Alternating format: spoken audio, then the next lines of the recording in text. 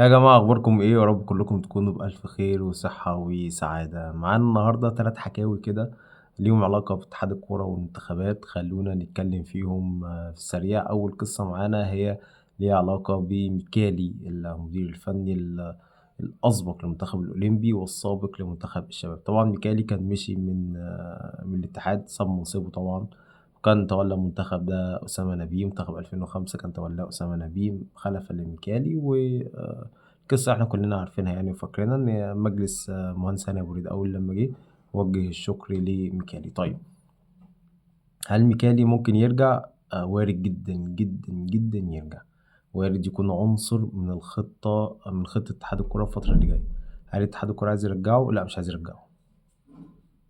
يعني هل اتحاد الكورة عايز يرجّع ميكالي؟ لأ، مش عايز يرجّع ميكالي. طيب، ميكالي ترشيح من ناس أصحاب ثقة وترشيح وزاري، الموضوع واضح يعني. اتحاد الكورة شايف إن هو هيبقى شكله مش كويس لو رجّع ميكالي تاني، ولكن في أصوات بتطالب بميكالي، ناس ليها ثِقَل وناس ليها رأي، و ورأيهم برضه فيه منطق، إن الراجل ده نجح معانا، الراجل ده العجلة بتاعته لفِّت معانا. مش سهل تلاقي مدرب أجنبي العجلة بتاعته تلِف معاك، ولو لفِّت معاك يعني حاول تعصره تجيب آخره يعني. دي وجهة النظر يعني. فميكالي ممكن جدًا، وارد جدًا، جدًا يكون من ضمن الاستراتيجية لاتحاد الكورة الفترة اللي جاية. منصبه إيه بالضبط؟ هل هيقود منتخب؟ ممكن. هيكون ليه منصب إداري؟ ممكن. كل شيء وارد، لكن الحاجة الشبه مؤكدة إن هو يعني اسم ميكالي، أو ميكالي ممكن يكون موجود في العمل مع المنتخبات المصرية بشكل عام يعني. وكمان هو مرتبه يعني فكرة بقى 80 و90 ألف دولار و100 ألف دولار دي هتقل. يعني هو ممكن يدخل له في سكة 50 ألف دولار مثلا، وهو موافق ومبسوط وراضي، وهو حابب على فكرة الشغل في مصر. ولأن برضه بيبقى شغل خفيف يعني، وهو راجل رايق، مش عايز ضغط، مش عايز أندية. هو راجل رايق وعايز حاجة في اللذيذ يعني، فبالتالي برضه مصر مناسبة ليه. فهنا يعني بتتلاقى الرغبات يعني.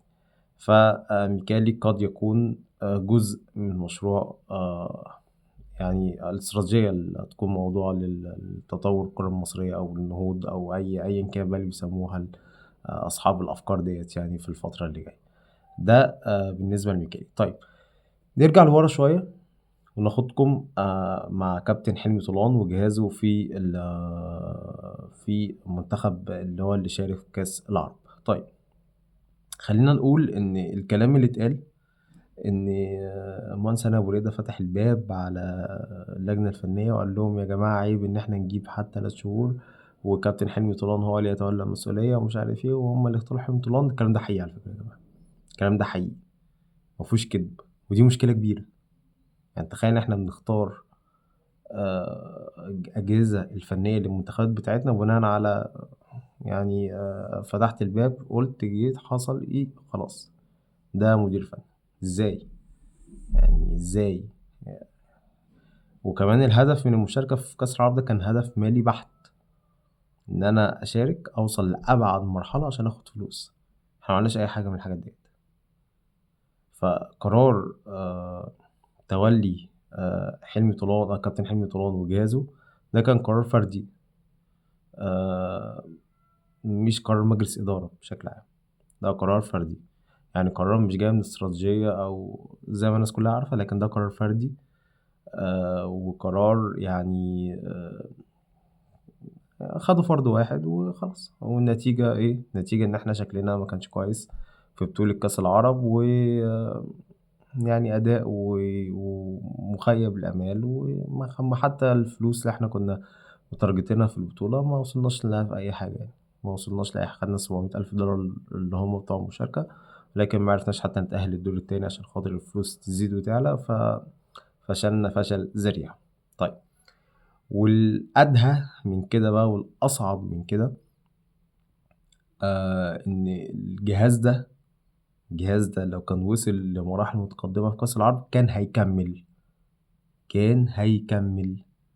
طيب، هيكمّل في منتخب شباب؟ وارد جدًا. هيكمّل في منتخب أولمبي هيتشكِّل الفترة اللي جاية، وارد جدًا، جدًا.